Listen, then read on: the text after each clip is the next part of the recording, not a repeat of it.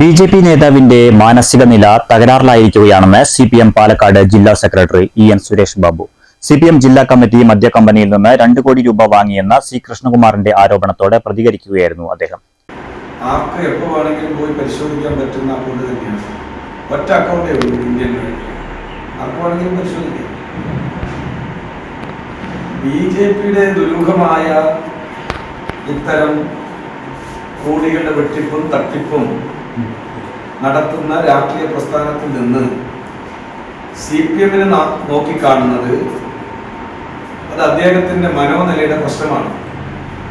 അദ്ദേഹത്തിന് മാത്രമേ ചേരുള്ളൂ.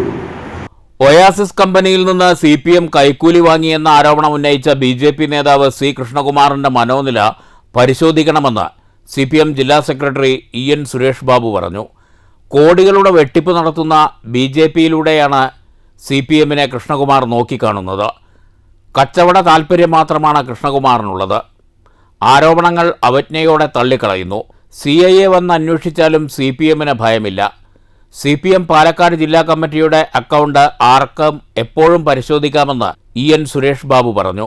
സി. കൃഷ്ണകുമാറിന്റെ ആസ്തി പരിശോധിക്കണം. പൊതുപ്രവർത്തനത്തിന്റെ മറവിൽ നിയമവിരുദ്ധ വ്യാപാരങ്ങളും റിയൽ എസ്റ്റേറ്റ് പ്രവർത്തനങ്ങളും നടത്തുന്ന വ്യക്തിയാണ് കൃഷ്ണകുമാർ.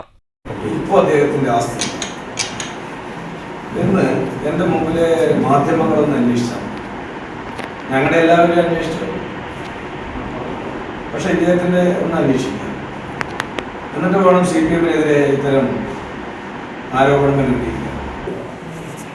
ഇവർക്കെല്ലാം ലക്ഷങ്ങളുടെയും കോടികളുടെയും കച്ചവട ബന്ധങ്ങളും റിയൽ എസ്റ്റേറ്റ് ബന്ധങ്ങളൊക്കെ ഉള്ള ആളുകൾക്ക് രാവിലെ പൊതുപ്രവർത്തനത്തിന് വേണ്ടിയിട്ടല്ല അവർ സമയം വിനിയോഗിക്കുന്നത്. ഒയാസിസിൽ നിന്ന് 1 രൂപയെങ്കിലും CPM വാങ്ങിയെന്ന് തെളിയിക്കാൻ കൃഷ്ണകുമാറിനെ വെല്ലുവിളിക്കുകയാണെന്നും ഇ.എൻ. സുരേഷ് ബാബു പറഞ്ഞു. News bureau, Palakkad.